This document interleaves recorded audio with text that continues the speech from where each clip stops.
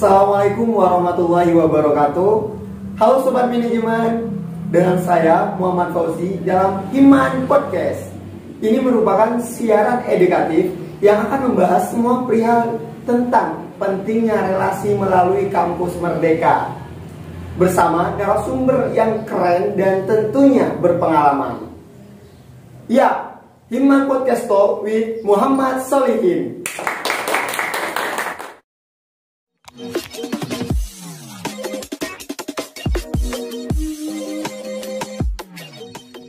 Pada episode kali ini kita akan membahas sesuatu yang dekat dengan kita bersama dengan narasumber yang telah hadir di hadapan kita. Halo Kak Solihin, apa kabar? Alhamdulillah baik. Kak Solihin ini adalah salah satu anggota Himpunan Mahasiswa Manajemen tahun 2022-2023. Dan sekarang Kak Solihin ini sudah memasuki semester 4 di perkuliahannya. Ya, seperti apa yang saya katakan di awal tadi, di sini kita akan membahas sesuatu yang dekat dengan kita, tapi sedikit mahasiswa yang tahu, yaitu tentang kampus merdeka. Benar sekali kan, Kak? Wah, benar dong. Kali ini kita akan bahas mengenai kampus merdeka. Tentunya yang dimana kita akan memperluas relasi kita antar kampus di seluruh Nusantara. Nah, dari jawaban Kak Solihin tadi sudah membuat saya ingin bertanya yang lebih banyak lagi ya. Bagaimana caranya kita bisa mendaftar di kampus merdeka ini, Kak? Cara kita mendaftar di kampus merdeka ini, kita harus mencocokkan dulu data diri mahasiswa dengan data yang ada di PD Dikti Kemendikbud. Nah, jadi persyaratannya itu. Kalau sudah cocok, nanti mahasiswa bisa membuat akun kampus merdeka yang daftarnya itu di laman web MBKM Kemendikbud gitu. Semua ada pertanyaan, gimana Kak kalau nggak cocok, kalau ada kekeliruan? Nah, itu nanti mahasiswa bisa memperbaiki langsung ke operator kampus asal gitu. Pak, jadi tidak begitu sulit ya Kak untuk pendaftaran kampus merdeka ini. Jadi teman-teman, untuk mendaftar di kampus merdeka ini tidak sulit sama sekali ya. Jadi untuk bisa mendaftar dan ikutan ini kan pastinya harus ada daya tarik nih. Nah, apa saja program kerja dari kampus merdeka sehingga teman-teman mahasiswa ini bisa tertarik mengikuti kampus merdeka ini, Kak? Program-program yang ada di kampus merdeka ada 8 program. Saya sebutkan salah satunya, itu ada program kampus mengajar, ada program pertukaran mahasiswa, ada program studi independen, ada program magang bersertifikat gitu. Nah, kalau program kampus mengajar ini seperti kita nanti diutus ke suatu pelosok yang ada yang kurang dengan tenaga kerja, nanti mahasiswa bisa membantu di sana. Kalau program pertukaran pelajar seperti yang sudah saya alami kemarin, itu program nantinya kita akan kuliah di luar kampus gitu. Wah, ternyata di sini kampus merdeka mempunyai banyak program kerja ya. Tepuk tangan dulu. Nah, dari penyampaian tadi saya lebih tertarik dengan pertukaran mahasiswa. Nah, kalau boleh tahu pertukaran mahasiswa ini seperti apa Kak konsepnya? Apakah ditukar dengan mahasiswa lain atau bisa mahasiswa di luar negeri? Seperti apa Kak? Mungkin konsepnya bisa dijelaskan. Konsep dari program pertukaran mahasiswa ini nantinya kita akan kuliah di luar kampus. Ya, seperti yang udah ditetapkan oleh panitia, nanti kita diterima di kampus mana gitu. Nah, dan juga bakal nanti mahasiswa Pulau Jawa akan dikirim ke Sumatera, Kalimantan, kemana. Begitupun juga yang Kalimantan, Papua, Sulawesi akan dikirim ke Jawa. Tidak mungkin yang Jawa kirim ke daerah Jawa Barat, Jawa Timur, nggak mungkin. Terkait dengan pelaksanaannya, ada beberapa mata kuliah yang sangat menarik dan banyak diminati oleh mahasiswa untuk ikut program pertukaran ini, yaitu ada mata kuliah modul Nusantara. Nah, jadi karena mahasiswa banyak tertarik dengan modul Nusantara ini, mungkin bisa dijelaskan Kak sekilas tentang modul Nusantara ini? Di kegiatan modul Nusantara ini, selain kita belajar mengenai mata kuliah, kita juga belajar mengenai keberagaman budaya yang ada di Indonesia ini. Di kegiatan modul Nusantara itu ada empat kegiatan. Yang pertama itu ada kegiatan kebinekaan. Yang kedua ada kegiatan inspirasi. Yang ketiga ada kegiatan refleksi. Yang terakhir itu ada kegiatan kontribusi. Wah, keren banget ternyata. Tepuk tangan dulu.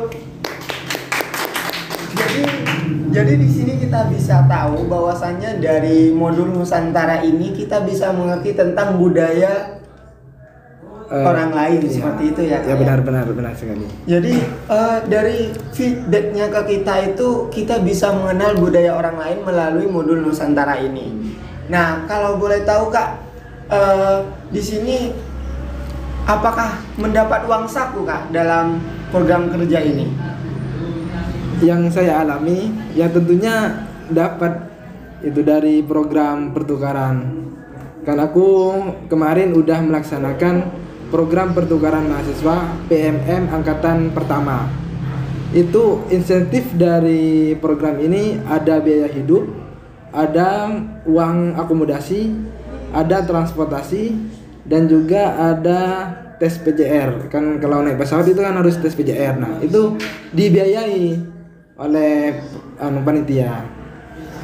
Ya, jadi itu kita mengikuti program kerja pertukaran mahasiswa ini, kita akan dibiayai teman-teman. Jadi nanti kita tentang biaya hidup di sana dan pemberangkatannya pun itu kita akan naik pesawat ya. Jadi mungkin bisa yang belum pernah naik pesawat bisa ikut Kampus Merdeka ini ya. Siapa tahu bisa ikut pesawat lewat Kampus Merdeka ini ya, betul ya. Jadi enak sekali ya Kak ya. Kalau boleh tahu di sini apa dihususkan untuk semester tinggi ataupun semester bawah, contohnya semester 3 ataupun 4, atau bisa semester 2 bisa mengikuti program kerja dari pertukaran mahasiswa ini Kak? Kalau di pertukaran mahasiswa itu mahasiswa yang boleh mengikuti program ini mahasiswa semester 2 yang akan menempuh semester 3 begitu. Kan nanti itu di form pendaftarannya ada transkrip nilai. Nah, transkrip nilai itu transkrip nilai dari semester 1 cuma semester 2. Nah, jadi yang dijelaskan Kak Solihin tadi itu minimal semester 2 mau ke semester 3 sudah bisa ikutan di Kampus Merdeka ini. Jadi ayo segera gabung di Kampus Merdeka. Nah, tadi dijelaskan juga tentang pertukaran mahasiswa dan di situ ada modul Nusantara. Nah, mungkin bisa dijelaskan Kak tentang apa sih dari isinya dari modul Nusantara ini, seperti itu. Ya, baik. Tadi kan sudah dijelaskan bahwasanya modul Nusantara itu ada 4 jenis kegiatan. Yang pertama itu kebinekaan. Kebinekaan ini nanti mahasiswa berkegiatan mengeksplorasi keragaman yang ada di daerah perguruan tinggi penerima. Yang kedua ada kegiatan inspirasi kan. Nah, kegiatan inspirasi ini nanti mahasiswa pergi ke tokoh-tokoh yang sangat inspiratif yang ada di perguruan tinggi penerima. Yang ketiga itu ada kegiatan refleksi. Nah, di kegiatan refleksi ini nanti mahasiswa merefleksikan semua pengalaman-pengalaman yang sudah pernah dijalani dari kegiatan kebinekaan dan juga kegiatan inspirasi. Yang keempat itu ada kegiatan kontribusi sosial. Nah, mahasiswa ini berkegiatan sosial yang memberikan kontribusi terhadap masyarakat yang ada di daerah perguruan tinggi penerima. Wah, ternyata keren banget. Dari modul Nusantara ini kita bisa mengetahui tentang kebinekaan, inflasi, refleksi, dan tentang yang sosial tadi ya Kak ya. Kontribusi sosial. Ya, tentang kontribusi sosial tadi ya. Jadi udah lengkap banget ketika kita ingin mengikuti program dari pertukaran mahasiswa ini. Jadi apa sih Kak yang di sini, yang pertanyaan terakhir dari saya, yaitu tentang apa sih yang kita dapat dari pertukaran mahasiswa ini? Yang kita dapat dari program pertukaran ini, kita bisa mengasah diri, mengasah soft skill dan hard skill kita, dan nantinya bisa kita buat persiapan untuk memasuki dunia kerja gitu. Seperti contoh itu kemarin aku di Makassar diminta untuk mengisi seperti kajian oleh HMJM. Kalau di UTM ini kan Himan ya, Himpunan Mahasiswa Manajemen. Nah, kalau di Makassar itu di kampus menerima saya kemarin itu namanya HMJM. Nah, aku dimintai menjadi narasumber kajian ilmiah. Ya mungkin saya sudah akrab dengan sekjennya, dimintai buat ngisi acara itu. Ya di sanalah kita dipandang bahwasanya kualitas mahasiswa UTM kayak gini loh gitu. Wah, keren sekali ya Kak ya. Jadi dari tadi tentang yang Kak Solihin sampaikan tadi itu, seorang orang Madura ya Kak Solihin ini orang Madura asli ya, bisa menjadi seorang narasumber di luar Pulau Jawa yaitu Makassar. Jadi menurut saya itu kayak sebuah keren sekali kayak gitu ya Kak ya. Jadi mungkin setelah di Makassar ini, apakah Kak Solihin ini mempunyai tambah relasi atau relasinya sedikit ataupun banyak Kak? Karena sudah mengikuti program pertukaran ini, saya merasa ya cukup lah, karena di UTM saya punya tanggung jawab dan juga tidak bisa ditinggalkan gitu. Jadi saya mendaftar di program pertukaran ini berdasarkan karena tidak mempunyai tanggung jawab yang ada di UTM gitu. Jadi untuk sementara ini program Kampus Merdeka saya berhenti dulu, tidak untuk mengikutinya. Mungkin di semester selanjutnya bisa berkontribusi lagi. Alhamdulillah kalau seperti itu ya Kak ya. Berarti dari Kampus Merdeka ini, apalagi dari pertukaran mahasiswanya ini, bisa membuat diri Kak Solihin ini lebih baik ya. Jadi mungkin setelah di Makassar mempunyai menemukan pasangan hati ataupun seperti apa ya Kak ya. Karena mungkin sudah nyaman di Makassar, di situ Kak Solihin bisa menemukan pasangan kayak gitu. Gimana Kak? Ya kalau masalah ini ya mungkin ada sih, cuman saya berpikir ke depannya nggak mungkin bersatu, soalnya udah lintas provinsi, nggak mungkin, masih banyak pertimbangan antara orang tua dan juga saya begitu. Ya benar. Jadi dari tadi yang Kak Solihin jelaskan itu bisa disimpulkan bahwasannya Kak Solihin itu bisa mendapatkan relasi teman yang jauh. Dan di situ ketika kita mempunyai relasi, di situ kita bisa menemukan ide bagaimana menyelesaikan masalah, bisa membantu memberi beberapa masukan kepada kita ketika kita mempunyai masalah. Nah, dari Kampus Merdeka ini kita bisa mendapatkan relasi yang banyak. Oleh karena itu, jangan sampai tidak mengikuti Kampus Merdeka ini teman-teman ya. Tunggu apa lagi? Yuk kita gak ikutan di Kampus Merdeka ini. Nah, karena pertanyaannya saya sudah habis, sebelum saya tutup, saya ucapkan terima kasih banyak kepada Kak Solihin yang sudah menemani satu episode pada Himan Podcast kali ini. Ya, saya ucapkan terima kasih banyak Kak Solihin. Mungkin sedikit tambahan dari saya, karena kita sudah memasuki kurikulum MBKM, jadi sudah memberikan mahasiswa kebebasan untuk belajar di mana saja, gitu. Jadi mau lulus seperti apa gitu, mempunyai kebebasan terhadap mahasiswa gitu. Ya. Ya, terima kasih Kak Solihin atas penyampaiannya.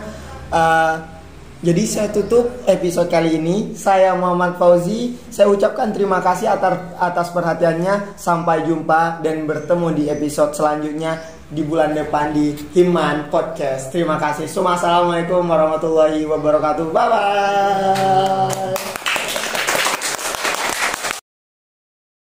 Karena sudah tidak ada pertanyaan lagi dari saya, Kak, mungkin ada sedikit pesan agar teman-teman ini bisa ikutan gabung dan tertarik di Kampus Merdeka ini, Kak.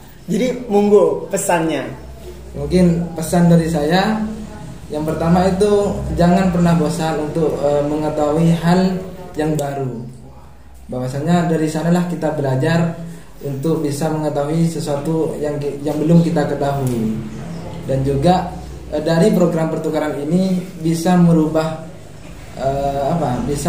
karakter seseorang yang dulunya mental pemalu atau mental dan sebagainya, itu bisa berubah di sana. Soalnya kita berhadapan dengan masyarakat langsung, dengan orang-orang baru, dengan orang-orang yang mungkin sangat berpendidikan gitu. Dan juga di program pertukaran ini saya berpesan, sebelum kalian mengikuti program pertukaran ini, lebih baik kalian itu berkonsultasi dulu dengan dosen pembimbing, karena nantinya itu akan menjadi persyaratan untuk mengikuti program pertukaran ini. Dan juga mata kuliah yang akan kalian pilih itu akan dikonversi dengan mata kuliah di kampus asal. Takutnya nanti kalau kalian nggak konsultasi dengan dospem, nanti kalian salah pilih mata kuliah dan akhirnya tidak bisa dikonversi dengan mata kuliah yang di kampus asal. Dan akhirnya nilai yang di kampus asal itu tidak ada gitu. Ya, mungkin itu, Kak. Terima kasih pesan-pesannya Kak Solihin. Semoga teman-teman ini bisa ikutan dan tertarik bergabung di Kampus Merdeka ini, apalagi di pertukaran mahasiswa. Jadi nungguin apa? Yuk, jangan lupa ikutan di Kampus Merdeka ini. Betul ya Kak Solihin ya? Benar. Ya. Jadi sebelumnya saya ucapkan terima kasih kepada Kak Solihin sudah bisa sharing di episode kali ini. Nah, saya Muhammad Fauzi, saya ucapkan terima kasih atas perhatiannya. Sampai jumpa dan bertemu di episode selanjutnya di Himan Podcast. Bye bye.